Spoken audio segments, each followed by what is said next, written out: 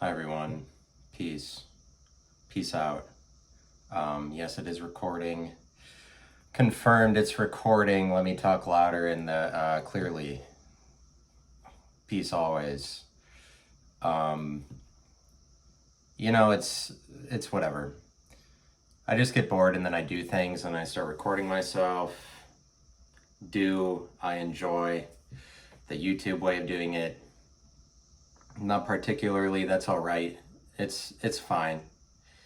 You just got to be above things, and you got to allow yourself to be funny and not act like oh thank God that I'm being recorded and that kind of thing. And that's all good.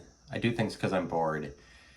The other day I promoted some of my material on Fiverr.com. That's not something you're supposed to reveal to people. I think that Fiverr.com is it's mostly supposed to be a secret as far as anything like this is concerned.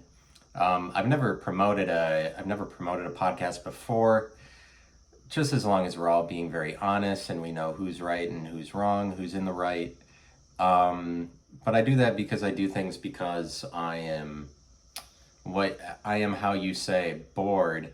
And then I'm like, oh, you know what I'm going to do now? I'm going to go on to Fiverr.com and promote my thing, because you can go on there and be like, promote my YouTube video. And then what happens is I promote it and then it gets multiple thousand of views, and I never would have been able to do that if I didn't promote it. So, and I don't know where it ends up, that people see it and click on it. That's not up to me. And that it probably ends up on porn websites or something, and people are like, oh, tokenization. That's what I wanted to see, being here.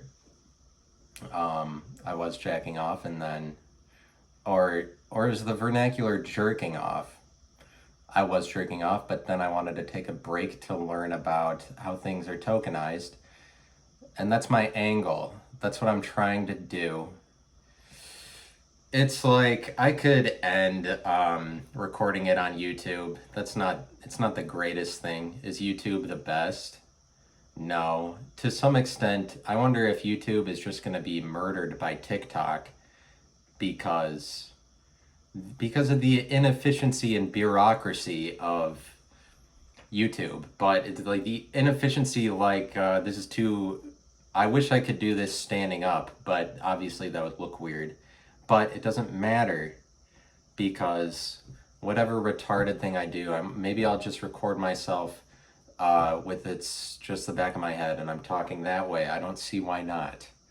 Because this needs to end. There are just some things that need to end. This isn't like, this is my life. Like, welcome to this frame. Welcome to this space. This is my whole apartment. When I'm not in the frame, I'm not even living here. It's just like the only times that I know that I'm here is when I walk in and out of this space of my apartment, because this is the only part of it. And probably not, I wonder if I'm talking loud enough because I put the phone a little bit further away. You just have to turn up the volume. And when I make a song and put it on SoundCloud, I get worried that everyone's just going to listen on their computer speakers and they're not going to even hear it. But most people hear it on their phone, and they probably put their headphones in and then turn it up as loud as they want. It's like, maybe I'm just being controlling. This should be a little bit closer to me, maybe. My microphone. Because anytime I've listened back to recording, it's usually definitely the problem that I'm too loud or too close to it, but today it's not. But you get more subscribers and more views if you're like, you pay someone $40 on Fiverr.com. It's just, don't divulge information. Don't talk about that you did that. And the reason I do that is because I get tired of looking at my YouTube page and seeing that it's like 5 views for one of my videos. There's still at least one of them that's like 5 views. But if I promote it on Facebook, then I get like 23 views. Hooray. But I get more views on my SoundCloud. This is the report on the views that I get, and here I am on YouTube. and here I am. It's just that if I have to do a topic and I have to, like, oh, the episode has to be about this. If it has to be that and it's not just about, oh, yeah, I got bored, like, don't make me take this seriously or else I'm going off YouTube. The second that I have to be serious about it, I'm going off YouTube because there's really nothing serious about it. Here I am in this square, and I guess that's what. There's nothing like very realistic or serious about it. I'm tired of talking to people in real life. They're upsetting to me. They don't understand the process. They don't understand the vision. They don't understand, but like, at the point that I get a number of views, I don't know. What happens if I make videos and all of a sudden I get 100,000 a video? Let me just bring up, what is the ceiling for somebody like me? What do I cap out at? Like, what is the utility of my personality? Is it, like 3,000 a video is the best I could ever do because it's just like not, it's like it's only so interesting that people are gonna really people are really gonna believe just a guy who's broadcasting himself from his apartment. I mean, it's just like, what I want to do is take this podcast in a different direction, like, and so not so much the topic format I was doing, because I really can't sit here and like, yeah, I'm delivering a point, as long as I'm on camera, because there's some aspect of it that's kind of ridiculous. The aspect of it that's ridiculous is just that I'm recording myself, but trying to address an audience, and like I find it in myself to talk sometimes, and then on the days where I'm like, oh, I wouldn't want to record it today, I'm like, I don't know that I'll ever be able to record another episode. The days that I don't feel like it, I'm like, I don't know why I spoke at all. I don't know why. But I have this feeling that this doesn't ever really end. Like, I always just have the drive to keep making more of them because I just want to, because I'm bored. Because, like, when I'm not bored, when I'm like, oh, it's not a matter of you're bored, or like when I put pressure on myself, like, oh, you have to make content, or you think about the audience that's listening, or like they deserve for you to make more content or something, like I get into that, like the pressure that's on me from whoever would need me to make a video, then it's just not fun or something. I mean, then it's just not, that's not the point. Then it just becomes, it becomes confusing that I would do it at all. There's no reason. I have to approach this from a state of nihilism, or else what am I doing? And maybe that's where you need to get to. Maybe you need to be a bit more nihilistic. It's just that, like, naturally in life, I'm not good at moving my shoulders very much. And so then the world will tell you, hey, you shouldn't be on camera, that kind of thing. But like, that there's a standard for being on camera, there isn't. That I would get, if you get into a game where you're like, there's a standard for being on camera, you have to meet these things. It's just that I'm not like, I'm not Cody Ko or Noel Miller, because, and here's why, here's my position in the market. The reason I'm not them is because I don't have enough cool shirts, okay? And one of these days, you're gonna fucking see it. I'm gonna wear the same shirt for 2 episodes in a row, and it'll be called This Shirt 2 Episodes Twice. And that's what that episode will be. And it's just that my stunning personality. It's just that there's nothing, I can't make myself interested in what I'm doing if I end up taking it seriously, because this has to be fun. It has to be funny, like, because it's ridiculous. It's worthy of ridicule, I think. I think that what I'm doing is worthy of ridicule, and then, like, to some extent, and so in order to avoid associating negativity that I would feel about what I'm doing, I'm just like, no, it doesn't really matter. And then that makes it okay. But that you can get to a place where it doesn't matter. This is what makes me happy. This one makes me feel positive about things. Like today, like on a weekend, I feel positive about things. I feel joyful. And I'm like, oh yeah, things don't matter. You can record whatever. But it's like I get seasonal depression just about every week. Whenever it's Monday, I get weekly depression, but just for the cycle that carries out for the week, as opposed to for the whole year. Because for the whole year is typically what we're like, oh, seasonal depression. Seasonal depression. It's just like you can't limit yourself to whatever, and so but it's just most of it is like you care what people think. And so then I care what people think, and then when I get into that territory, it's like, oh, the pressure that's on me to record something that's good. Obviously, I mean, ultimately, there's just a lot of like, you could care what people think, that you could listen to what the perceptions of other people would be while you were talking. It's just that the points that I could bring up to you, I don't feel like throwing together a number of points like I need to make an argument anymore. And you know what? It's just that I have goals, I have ambition, I have life to live. I'm very free, but I'm not very free. And I'm not very free because I do I care about what other people think.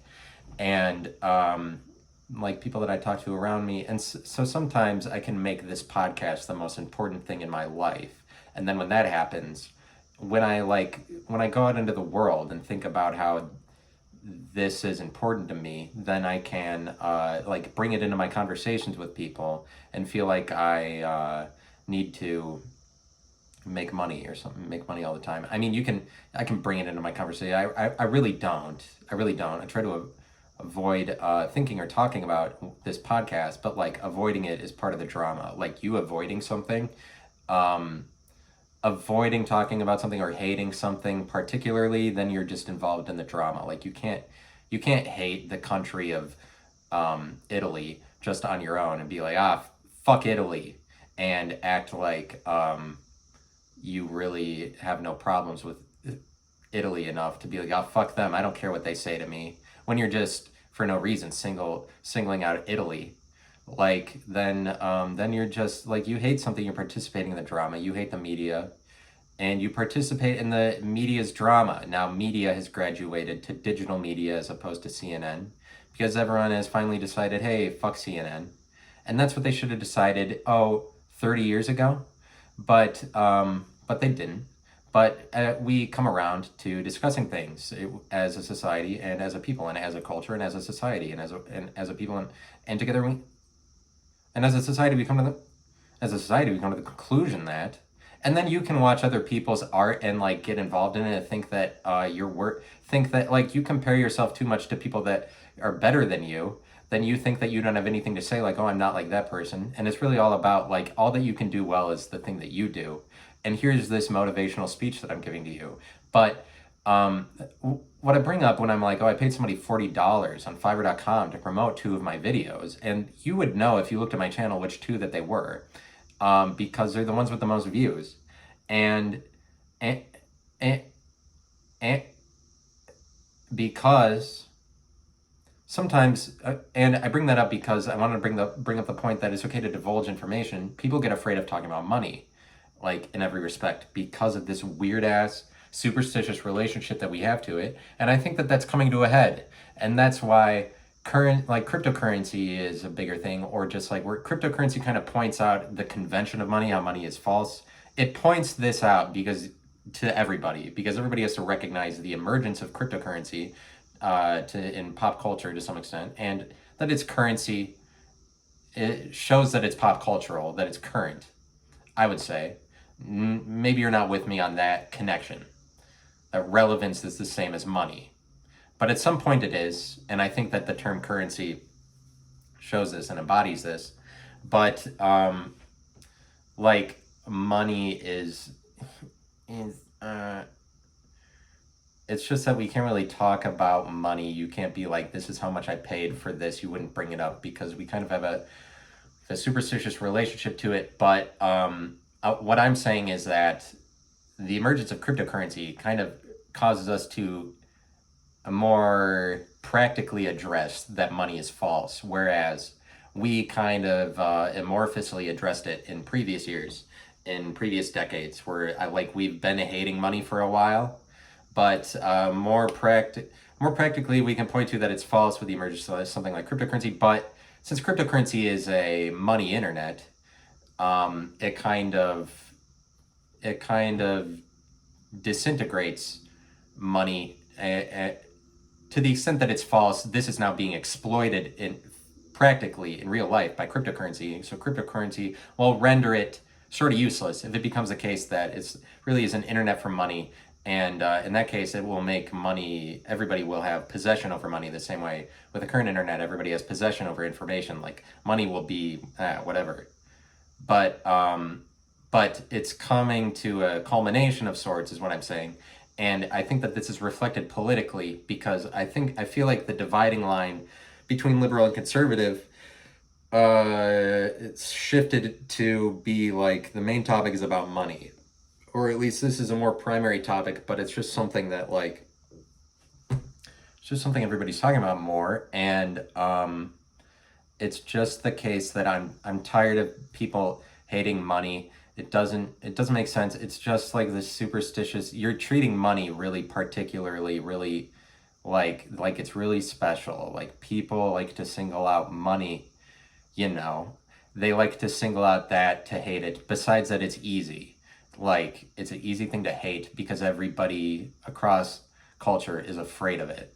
I mean, maybe it's just American culture because America participates in the drama of money more so than other cultures, more so than other countries, because we're defined and identified by the money in the world. And where America is the reserve currency, meaning that everybody trades in America's language of money. Besides that, English is like the most exported language to every other country. And so America defines itself by its relevance and its cash flows and its revenue streams and its income statements and its accounting titles, accounting and financial titles and banking. And it's like every city skyline, it's comprised 40% at least of banking buildings. Like all your skyscrapers now are just fucking banking buildings. I miss the days when it was retailers or something like that. But it was never really mostly retailers. It's just bureaucratic. You have to be somewhat bureaucratic, I feel like, to have a skyscraper at this point. And so maybe we're not so excited about a skyscraper anymore. I miss the days when we were. But if I'm talking more about information, but it's just so now I go into the world, I'm paranoid that I sound too much like money because this is the hot topic. But I'm saying people treat it superstitiously. You can't ever say your salary. You can't ever be like, this is how much I paid. And people avoid that information because they're worried about what gets out about it. Because they don't want people to come to you asking for money if they find out you have it, or they don't want you to look down on them if you don't have it, because of the division through money. But the division, it's whatever the division is, you see that this is what we're most participating in the drama of, are the divisions, the things that are a cause for divide. But America is very classist in this way, where we're the poor people do this, the rich people do this, in the middle class. I mean, to some extent, but nowadays YouTubers, all of them are on the side of hating money to some extent, where they're yeah, I have to show you that I don't like money, even the ones that make tons of it, where they're yeah, well, I don't define myself by my money, even though the people that have that are most prolific, whatever, most influence, have the most money. But a lot of them are hey, I hate money, by the way, I'm cool. Everyone's I hate money, I'm cool. It's kind of like what Donald Trump was 4 years ago. Popularly, people just speak, yeah, I hate Donald Trump, I'm cool. It's not like that now, because it's almost more cool to say I like Donald Trump now, after the fact, now that we got Joe Biden, now that Biden's in office.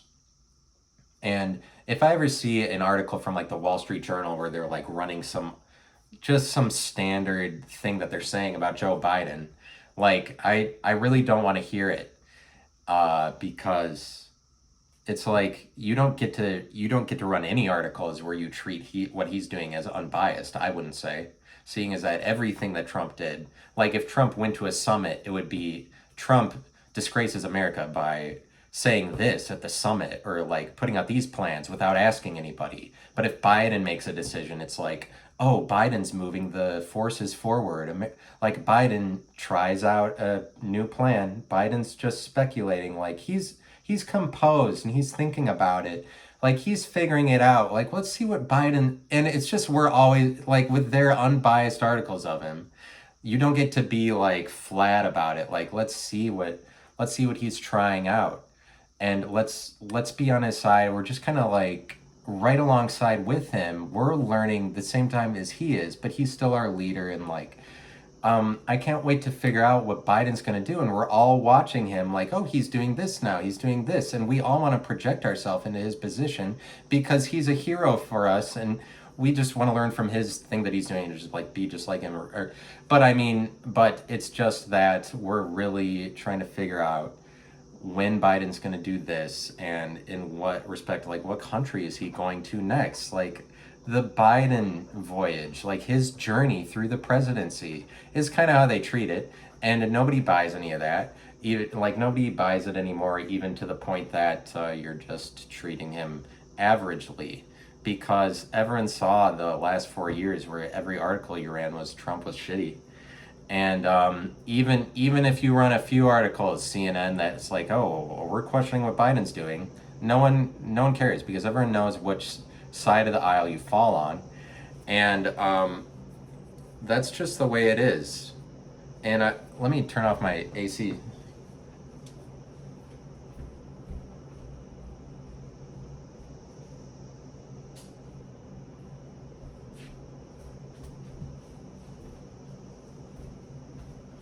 I turned it off. It's off. I mean, it's still on, so like I turn it off so it's not on the recording, because I'm just a regular guy and I'm your friend. And look at just regular problems. Oh, he had to turn off his AC because it turned on. He didn't want it on the recording. See, now I'm Joe Biden.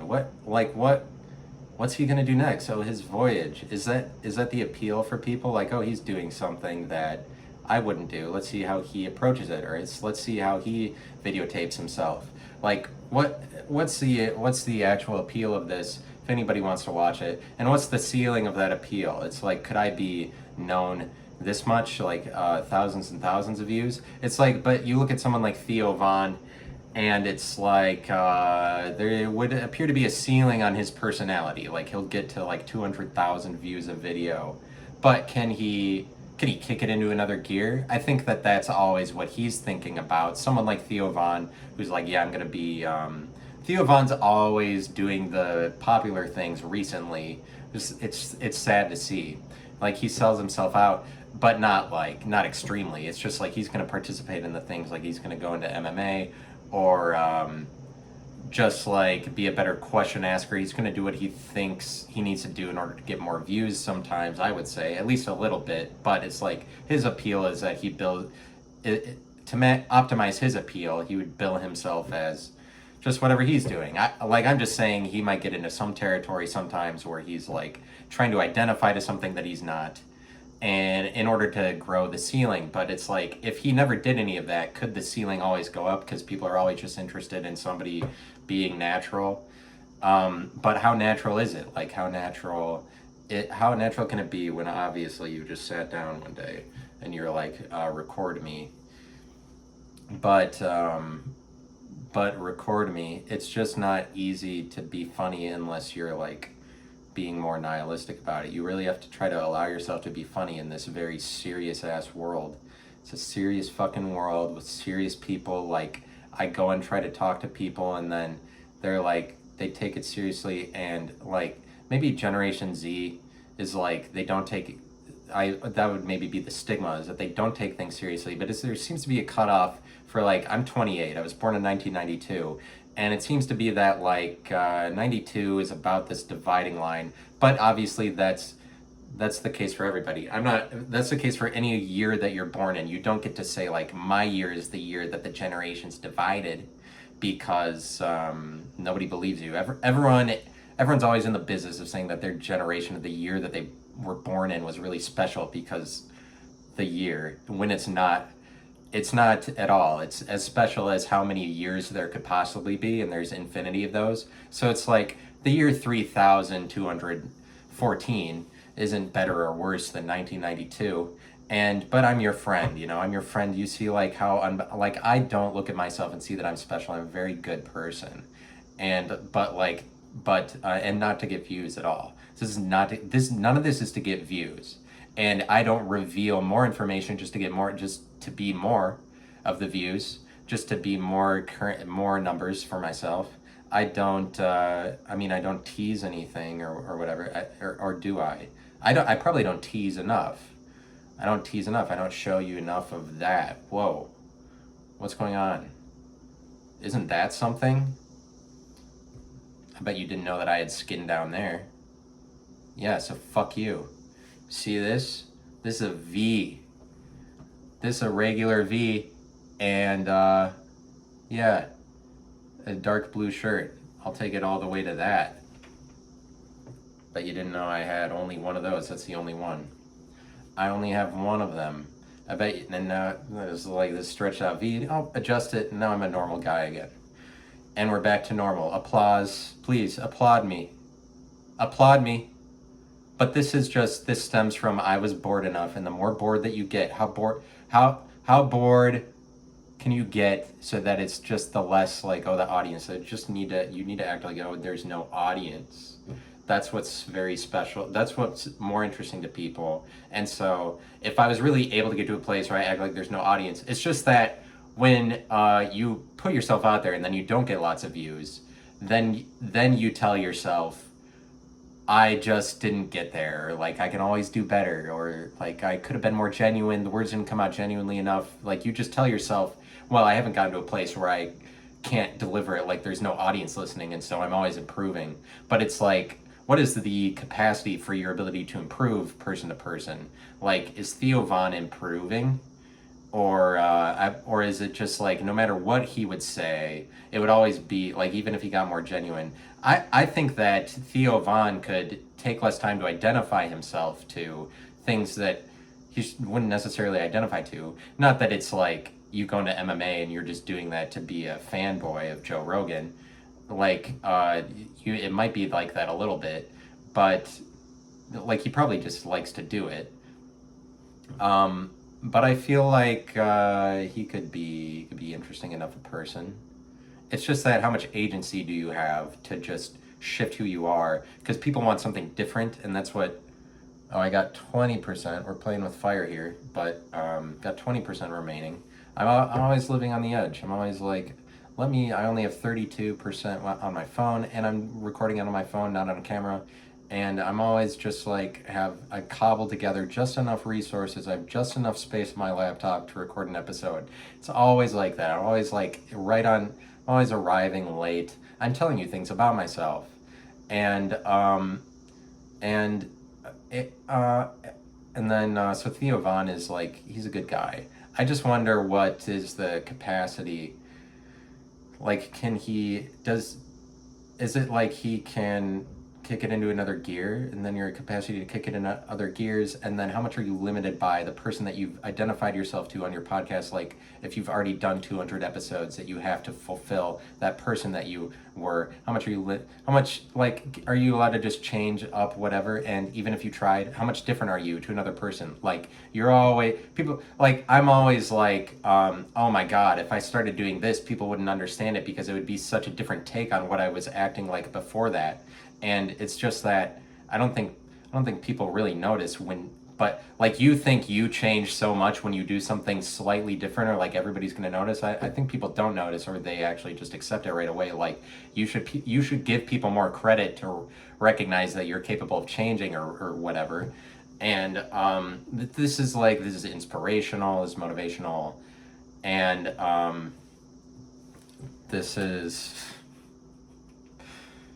I'm your inspiration. I'm a good guy. I do all of this for you. I'm a servant to the public, and I can quit at any time. I can stop recording myself on YouTube anytime, and I'll take it away too. And I'll take it away. Like, this is for free, but I'll take it away. Hey, and I'm just very flighty. You don't know what I'm gonna do next. Oh, but like, it's unfortunate that I don't allow myself. I am allowing myself to be relatively more funny today. It's just that, what is it? What does it take to be funny? And what I was saying, I think, before I turned my AC off, was that people, or at some point I said it. Just the word people, and why do I keep having to frame it as people do? People. I just question what I'm doing. I don't know why I do it. Did you get that? Do you understand? Did you get that from what I said this first half hour? And it's just that I question it. But being aware of the thing that you're doing, and but like I become aware of something that becomes rhetorical, like I say people too many times, like frequently, because if you anytime you're saying one word or one phrase too many times, you're just buying into the drama and the construct of that phrase, the construct of the phrase people. And so you would assume like, well, how do you do worse than people? Like that you would ever get to a point in society you're not using the word phrase people. What are you going to describe people as besides people? Like it's not like people is a construct because it's not a construct because it's got to be permanent. You've always got to use that term. But like, but there's better ways of doing it than framing it as people or framing it as. But what I'm saying is, I've become aware to something that becomes, I say it too many times. But if you say it too many times, it's just that like this becomes a point of fascination for you. But it's like an addiction, I would say. It's like slightly more an addiction than other things you have. I have more an addiction to framing things in terms of people than in terms of something any other topic line of conversation I might take it in. And I could just say persons or cultures, but I could say like I could be more specific, like individuals who don't take out the trash, or individuals who hang out at the laundromat, or like I could be more specific. People. But the point is, you get on a camera and you're just like talking, you're sharing your opinions, you're trying to speak on the most people possible. Maybe part of what I do in order to enable myself to do that is be like, it's to identify myself as the guy who speaks on people by saying people more than anybody else. People. But like I just don't like what I'm doing. What am I trying to manipulate about the situation? And too many levels of it because I'm like I want to win the competition. I want to be better than everybody else. I want to have the most views. But because I have this putrid, unattractive nature about me, just like, I just hate myself. I'm just so bad. Aren't I the worst? Honestly, like, I really don't care about that I'm the worst, and I just think that I'm the best. I just think that I'm the best. It's just like, maybe I should just cut the bullshit. I just cut the bullshit of like, oh, what am I gonna figure out? I'm tired of that. I'm tired. Everybody's tired of it. Won't I just speak from my own perspective and stop caring about the accounting for all the things so that I make sure I look correct in this light and to this group of people and these perspectives? I'm trying to get there. Don't you see that I'm trying? Don't you see I'm trying to be more open, like actually? And like I insult my audience by being like, oh, you probably viewed me by going through a porn website. So that's a slight to my audience. But sometimes I don't optimize my ability to have a positive relationship to the audience because there is something like a relationship to it. And I don't optimize that by imagining like, oh, it's only people I know that watch this. And so then that makes it easy to be like, okay, you already know what shit's going to come out of my mouth. Rather than, oh, an audience like, hi, obviously this whole thing is funny. Fuck me, though. Sorry. I'm just like sporadic. I go berserk sometimes. I go berserk. I'm wild. You're like, don't you want to watch more? I'm sorry that I keep insulting the process. I keep insulting everybody, myself and the audience that's involved in it but whatever. This is just the mood that I'm in today. And Just like sporadic, I go berserk. I go stupid, I go dumb. I go lifeless on the mic. I go without reason, I go without intention on the mic. I go without code of conduct on the mic. I go without pleasing you on the mic. I go without disrupting it on the mic. I go without demonizing you on the mic. Let me gather the energy. I'm gathering energy. That was perverse. You know, and there's just so many perverts out there that are like, okay, the fat people are skinny now. And like shit like that. Like, oh, it's the fat people that we like the same way skinny because that's just as good. And then it's like, for some reason, those are the perverts that we glorify, or the perverts that like that fat people is better. Or like the perverts that are like cisgender speaking terms is better than whatever before. Actually, this introduction of unnecessarily complicated language is better, but I mean, those people are the salt of the earth, I guess. The salt of the earth. What do you call the salt of the earth? But I wanted to move to Houston, Texas just because it's the energy capital of the world, a little bit, because I'm bougie like that, I guess. Because like, oh, the energy capital, I want to go where the most energy is defined by that or something. And because I think that matters. I think that title actually matters. That seeps into my brain that like, oh, it's the energy capital of the world. Like, you would always have energy there. Like, but literally, like, as long as the energy, you see what they're doing down there. And like, I feel like Houston is maybe has enough agency that it could be something really special. And it's special because like, people think that Austin is the thing, but Houston is actually the fourth biggest city in the country. But I don't know. I just like, I just slam my fist on the table and say fuck, just to be exciting. Sometimes I'm just yelling fuck in my apartment really loud, and part of it is just so that the people in the apartments around me can hear me, because like, as long as I'm yelling, I understand that they can hear me, and that's part of the fun for me. Like, yell loud enough so people can hear you, I don't know, infringe on their territory just for fun. Like, that's fun. As long as I'm yelling, because sometimes I play Axis and Allies online, and then here's a hypothetical situation. Sometimes I play Axis and Allies online, and then I'm playing as Japan, and then I go into a battle. I throw a bunch of ships. I throw a bunch of planes there because the harbor has already been taken over by the U.S. And so all I have left is planes, but they have like 2 battleships, so it's kind of a risk. And then I go into a battle, and I lose 90 IPC, and they only lose 10. And then I go berserk because it didn't work out. And then at that point, I just yell in my apartment so everybody else can hear me, because the world has made it so that I'm sitting in a box all the time, and I'm already always angry, and so just give me a reason. That's enough of a reason for me. I lose 90 IPC in a battle, 90 to 10, that is an obliterating defeat. Like, that's the game, basically. And I'm exaggerating to myself because that same game I'm still participating in, but just give me a reason to be angry, I'll start yelling so other people can hear me.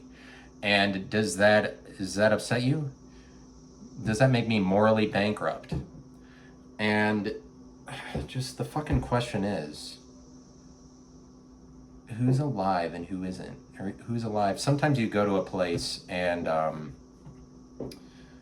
it's like there's 2 people there that are alert anymore, that they're gonna have a conversation with you. It's like sometimes it feels like there's only 2 cool people left in the world.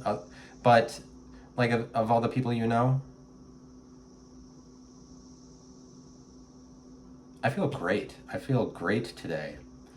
Sometimes I don't know if I'm I feel like in my life, at this current junction of my life, I'm on a precipice of sorts. I don't know if I'm about to be very happy or very sad.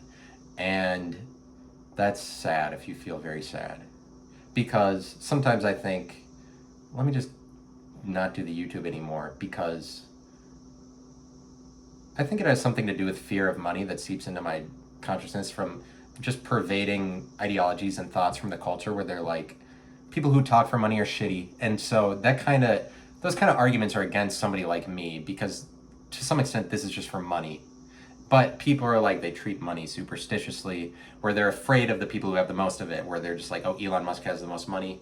I've probably made this point before, but they're like, Elon Musk has the most, he sucks. And so it's just easy and lazy to be like Elon Musk, just to box him into that, like, oh, it's only because he likes money or whatever. But it's just this superstitious thing where we're like, don't treat him as a person or that he's accomplished anything, because all that matters is that he has money, and we know because we're smart that follow the money, because when you have lots of it, then you are up to some no good. And that's why people like The Social Network, because they love the tale of the guy who stomped on everybody to get to the top, because they just love to associate evil with money. And what I'm saying is, where is the positive interpretation of money?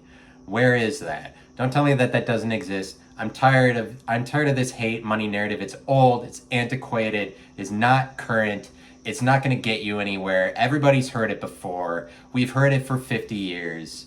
It's just, and maybe that's why we can't defeat the thing, is because you can't ever go to the other side to be like, oh, it's okay.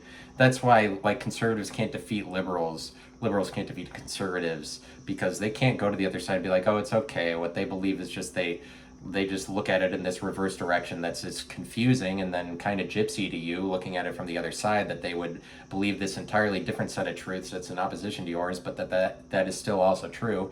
That's confusing when you have to recognize people that are in opposition to you as being valid people or whatever the fuck. But this is all fun and games, and it's just that I'll leave when I want. You don't tell me when to leave. But this is, I don't need a topic. I'm tired of the integrated single word topic. But I mean, maybe it just comes out as that anyway. I'll probably just call this one bored. Probably just call it bored. And then what? I don't get to use bored anymore. Enough with, I don't do that on purpose. I only use one word per episode. But don't divulge information. It's just that creativity. People often forget that creativity is a word for creating things, and they just associate it with genius, where they're like, yeah, they just associate it with genius, creativity, but like genius is a word for prolificity, for being prolific in terms of what you produce. It's like a word for production, actually, to some extent, or it's like the creative production. But creative production is redundant, and because it's like producing, but you understand then that creating has a lot to do with money. Art has a lot to do with money, but it's just that the people, like pessimistic ass people that are just like, they're not gonna go and do something like make content. I would say they're kind of like people that like to consume, rather than that they would ever make content. They don't like people who are being progressive in any way, and then they have to stir up the worst fears in these people. Like, it gets back to me that, oh, if you're doing something for money, that there's that's reason for you to stop. Like, people who don't like progress are always trying to stop the people who are trying to make progress. That just like Elon Musk, he's just trying to make progress in these areas. You don't have to make it that he's very evil, and also get pissed at him because he doesn't take it very seriously. It would be difficult for you to take seriously being like the CEO of 5 different companies, whatever. Obviously, that to some extent is just a joke. Like, there's something kind of worthy of ridicule about what he does, and people realize this at the point that he hosted SNL on a more mainstream level. People are like, oh, he doesn't take things seriously. Like, that's what is wrong, because people are trying to point out what's wrong about his whole thing, and then they finally figure it out. It's like, it doesn't take it seriously so much. And I'll give myself credit, because I figured this out at the time that he was most recently on Joe Rogan. And I'll give myself some credit for before he was on SNL. And then when SNL happens, people are like, oh, SNL did well. Like, SNL had a good night. And it's just like, SNL, I think, needs to end. And it is really difficult to try to get SNL to end, because obviously you're like, anybody who's older than when they were in high school is like, oh, SNL's not funny anymore, and that show needs to end. And I don't know. I wonder if that's all that it is. that I'm older and now I just think it's funny. It's not funny and that it's stupid, but I just wanted to end like we're sort of closing in on that experiment, what that project is overall, by recognizing Lorne Michaels' hand in it, because it's Lorne Michaels. All of that is Lorne Michaels you recognize. But I'm just saying put an end to it for fun. I'm tired of this thing. Because I feel like Elon Musk did well on SNL because he's one of the only people I've seen go on there that took it not seriously at all, like acted like it didn't mean anything to be there. I feel like he kind of shitted on SNL. But anyway, what's funny about Gen Z Hospital, that skit that they run? What would be funny about that? Like, what's ever funny about generational stereotype? Oh, ha ha ha, this generation does this. It's not funny for, like, it's funny when young is making fun of old, maybe. It's funny when we're just shitting on boomers because we just haven't spent enough time shitting on them. But, like, obviously this Gen Z Hospital is not to shit on Zoomers. It's to be like, I mean, it's just to provide an environment where people of Generation Z can be like, oh, we connect behind this because they're speaking on our behalf. And, like, that's the point of making a skit like that, is, like, everybody who is in high school, it's like, when SNL is on, then you find a community and, like, oh, speaks to our age group. But I don't know that that's ever funny that you're, like, Gen Z Hospital, and then because the cast has to participate as if they know what it means to speak on Gen Z, like when they're all older than that. And it's like, I don't find that very funny, really. I just think that that's kind of lazy, and I feel like the laziness has got to be mounting at some point, that we're like, please put a stop to this. Please put a stop to this SNL, because they're always doing something hospital. But like when I was in high school, they were doing Appalachia Hospital, and they made fun of hillbillies because that was like the liberal slant at the time, was to hate the South and Hicks and stuff like that. But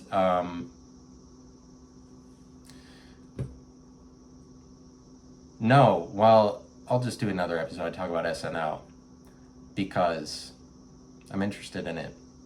And now comes the part of the time that I am quieter, and then I don't, because I know I'm about to end it. And so I'd like to take this time to apologize to absolutely nobody. Sorry, I feel dead inside because I'm going to end this now. I don't know. But I like to identify as the guy that doesn't know how to end things, and so I do bad in handshakes and shit like that. Like, I don't know what I'm doing. Because participate in the drama of the guy that is kind of awkward. I'm awkward, yeah. It's like, why do people have to tell themselves that they're awkward all the time just so that as an escape? This is an excuse that you can use. It's an excuse just like the same way as I don't need to make content because that's people who do that are stupid just doing it for money. Of course they just want to make money. And it's just an easy, lazy excuse to hate on people.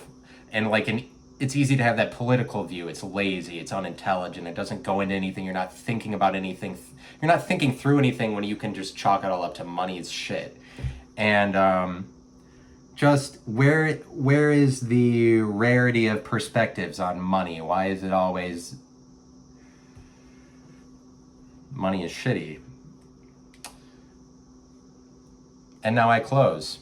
And thanks for being here.